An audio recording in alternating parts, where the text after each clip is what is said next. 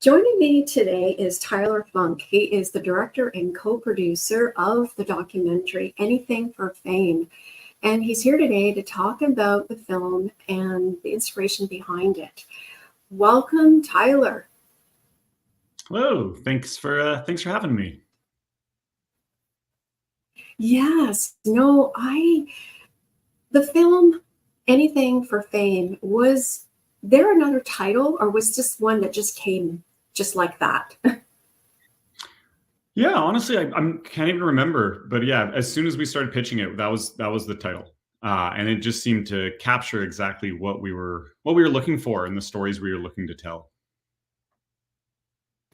Yes. Congratulations, Tyler, by the way. And how has the feedback been like so far? Yeah, people have seemed to really connected with the film, and I love hearing the feedback. The film is multi-protagonist. We cover five different content creators. And I think each person watching the film has a little bit of a different experience based on their relationship with the internet. And so we've heard some amazing feedback of characters that people love, characters people Yes. hate, and that really depends on the viewer. But it's starting these amazing conversations, and it seems to be a film that people keep talking about. I get people messaging me weeks after they've watched it, asking more questions, and as a filmmaker, that's what you love to see. Yes. And is there a specific demographic or just like all ages, really? Yeah, I think Anything for Fame really is probably more so for people kind of 35 and up, kind of, the generation that lived both before and after the internet. I think if you're in that world where you've always existed on the internet and always been in social media, the film, we've had as young as 13-year-olds watch the film and say they love it. But I think it's more of a look at like what's going on. And depending on who you are and how knowledgeable you are about what's going on, yeah, I think there's different levels, but I think that the primary audience to me would be people that are aware of influencers, but maybe aren't sure exactly why they're doing what they're doing or what really goes on. Yes. And, define fame. Like, what are the levels? Really, is it to get attention or is it to make money or hoping to get money as an influencer? Yeah, I think the best definition that we came across when researching this film for Fame is to think of it as a currency. It's a currency that can be Mm. spent. When you have fame, you get access to certain places. But very much like money, it runs out and it doesn't last forever. And you can't necessarily, always get more of it as easily. And you can get a lot of it very quickly, but that doesn't mean it's going to stick around. And so I really think of fame as a currency. I think internet fame is a more volatile currency than, say, traditional Hollywood fame, which has more gatekeepers in place and more people Mm. around you and more of an industry protecting you. Where really with online fame now, you can go famous for anything. You can create your own genre of content that didn't exist before.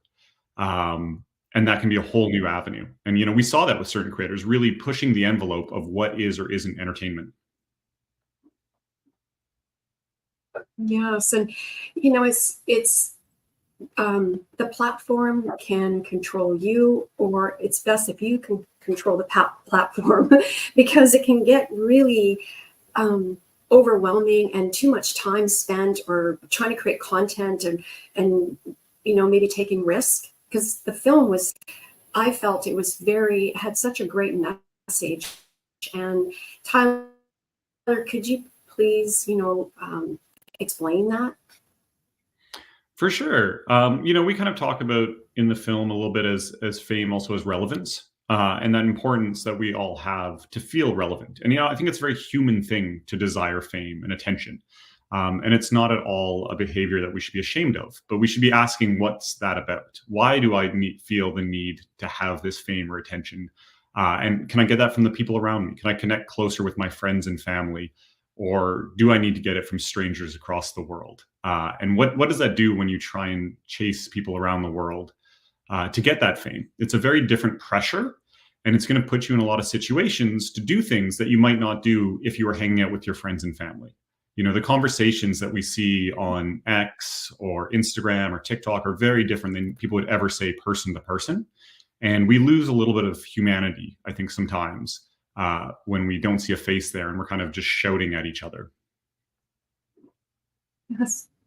Yes, and I mean, there are so many platforms now. I mean, there's TikTok, there's Instagram, Facebook, YouTube, but is there a favorite one for, or a best one, I should say, for a content creator, or does it depend? Yeah, I think any content creator, I think you need to ask why you're doing it. What is the end goal, right? And I think there's very different rewards in each platform. So I would say, for example, YouTube, if you can get to monetizing, has the best pay for creating content, but you need to have kind of more long form content to really exist in that ecosystem. TikTok, you're going to get a lot more views really fast. Like you'll see in our film, Jake Hillhouse, one of our creators, had over 2 million followers. He's hitting views on each TikTok that are the same as Stanley Cup finals, right? But he didn't make a penny, like not a single cent from the platform. And so again, it's, are you trying to sell your brand? Are you trying to get eyes on you? There's different rewards each platform offers, and it takes a little bit of research to really understand those. I think the platforms aren't super forward, really explaining to content creators what they may not be able to accomplish. Yeah, so I introduced you at the beginning, and what was the inspiration behind this film? Was it something, your own experience, or what drew you to do this film? Yeah, so it was a very personal experience. I grew up in a small town with a small group of friends, and we all wanted to move to Vancouver and make movies. And that was the goal from grade 6 onwards. And I actually co-created this film with a friend from grade 2, Sebastian Mercado, and he was the editor and co-producer on the project. So we've always worked together. We had another friend, Dave, who was an actor. And he would always do the most outlandish, crazy things to get attention. There's no way he would not be the center of attention wherever we'd go. He was a classic performer in that sense. While we were at film school, unfortunately, David took his own life. And it was a big shock and a really big thing for us to process. And it's taken a long time for all of us to work through. But to me, that was a big reminder of this fine line of looking for attention and a call for help. And so when I started seeing a lot of this similar behavior from content creators online of breaking societal norms, as Dave would always do, I started asking, who are they? What's going on? Why are they doing this? Are they breaking societal norms in a cry for help? And I think some characters in our film are definitely doing that. Or other ones breaking the societal norms because they know that's the best way to go viral and the quickest way to move up the TikTok algorithm. So I had a genuine curiosity of what was going on, what we were seeing with this next generation of content creators. And we wanted to hear from their stories. And so that's really where the idea started from. Yes, no, thank you for sharing, Tyler. And like, how much research was involved? Like, how did you find the content creators? Yeah, so it was a huge process. I think there's so many different ways to make a documentary. I think sometimes people, arrive at a documentary, and probably the smarter way to do it is someone has a full story, and then you say, we're going to film it. We were very much researching this, and social media changes so fast. At the beginning of this project, TikTok wasn't even around. But we've been researching different platforms. I'd had a series that had gone viral on Vine back in the day. So I was very familiar with the rise and fall of different platforms. So we actually interviewed and reached out to over 250 content creators. And really specifically, we were always looking at like, who is pushing the limits, who is doing this for fame and breaking some rules,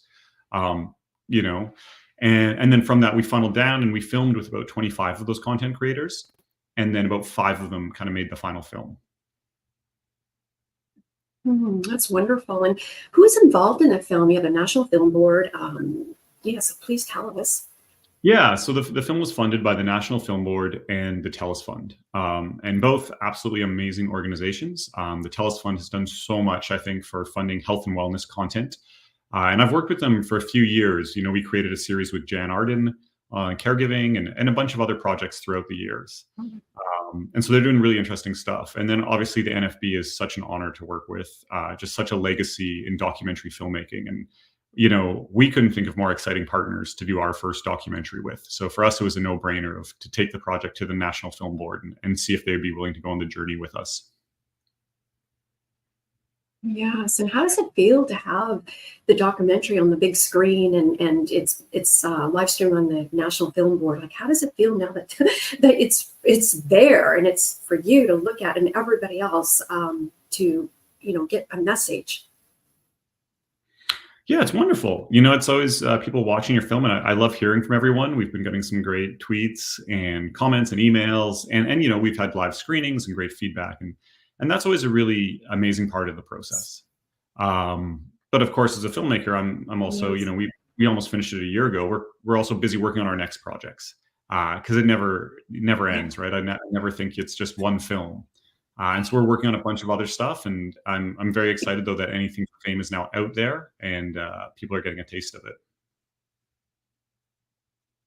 Yes. Will there be another one like Anything for Fame 2 or Yeah, I mean, I would love to do even just like a short doc in 10 years to follow up from everyone. Like, I think that would be awesome because they've all gone on such amazing journeys so far, and the content creators are all so young that it'll be really interesting to see what they all do next throughout their lives. But yeah, we're working on a bunch of different stories within the content creator influencer space. Obviously from that 250 interviews, there's so many amazing stories. There's so many stories that were fascinating, but they weren't a fit for this project. And so we're really just continuing with a lot of conversations and seeing what kind of gets us excited and what makes us want to get out of bed and go tell another story. oh, I love that. And what do you want people to take away from the film? I think a lot of people have very preconceived notions about influencers and content creators. I think there's a little bit of pearl clutching, even of, the next generation is so terrible. And I hope that people watch the film and understand a little bit more of what the content creators are going through. And that also them as viewers are what encourages a lot of this behavior, right? Like I don't think you're going to see a lot of the kind of stuff that people love to hate on for social media influencers if people weren't watching, and it's kind of that classic thing of everyone claims to be watching cat videos online, but if they were, we wouldn't have this world of influencers. There's also a lot of eyeballs in the attention economy going to this type of content. And I think there needs to be a bit more work done and ownership by viewers to say, hey, if this is the internet I truly want, I can participate. I can create the content that I think is good, which is amazing. It's an amazing gift that we have. But they can also, choose to watch and subscribe. And I think eventually, yeah, I just think more empathy will lead to better content creation and overall a better internet for all of us. Yes, and what I took from the documentary, if I may say, is where the journey, with the parents, oh, you take us along this journey, and it's just like they're growing, and you see the parents, generally speaking, coming around, and it is really you feel for the characters or for the influencers, and I think you struck it, like you aced it, if I may say, Tyler. Thank you. Thank you. Yeah, no, that's Yeah, that's great to so hear. so I think it's a educational documentary and entertaining as well. But you have to see it. For those who have not seen it, you have to see the film. And I know you mentioned that you're working on other projects. So what is next for you, Tyler? Can you share? I can't yet, unfortunately. Just the nature of some of the projects, we Okay. just need to clear and stuff like that. I wish I could. But yeah, again, like I think a goal Sebastian and I have within the documentary world is to create extremely entertaining documentaries. And I think there's a way to create entertaining documentaries that are not exploitative, that are not reality TV, that can still be very educational. And I think that's where we're very excited about Anything for Fame. I think it walks that nice fine line of I think we saw some review online where someone said it was one of the most entertaining docs they'd ever seen. And that's the goal, right? We want the audience to really enjoy the ride. And I never want my films to feel like I'm lecturing or telling the audience how to feel. We want to take you on a wild ride to a different world and then let you make your judgment of how you feel about that. Yeah, that's wonderful. And where can people see the documentary? Yeah, so the film is available on Paramount Plus in Canada, France, New Zealand, Australia, and Germany. It's going to be out on cable TV in Spain. For Canada, which is probably most of your viewers, it's available for free on the nfb.ca. Or if you have a subscription to Paramount Plus, you can watch it there. Same copy of the film. So both great spots to check it out. Yes, Tyler, one thing to know, will it be translated in other languages? Yes, yes, I believe it is for those other markets. I haven't. I don't know if you have any of your viewers in France or Germany. Let us know. Get back to us. I believe it Oh, is, but I have not seen those copies yet. yes. And so people want to reach out to you. Where can they go, Tyler? For sure, yeah. I think a great place to find me is either Instagram. My Instagram is like very much just my personal Instagram. I post a little bit about the film, but I don't actually promote that much on the platform. But it's a great way to message me. I mainly use it as a messaging app. Or on X or Twitter, you can message me there. Or just, my production company is northofnow.ca. And that's where all the business kind of emails come in. Yes. And is there anything else you'd like to add? No, I'm grateful for you taking the time and being on here with. It's great to meet you. Yes, and likewise, Tyler, and congratulations. Well, thank you, and thank you so much for taking the time to watch it. And I'm sure I'll see you around Vancouver. Yes. Thank you again. Of course.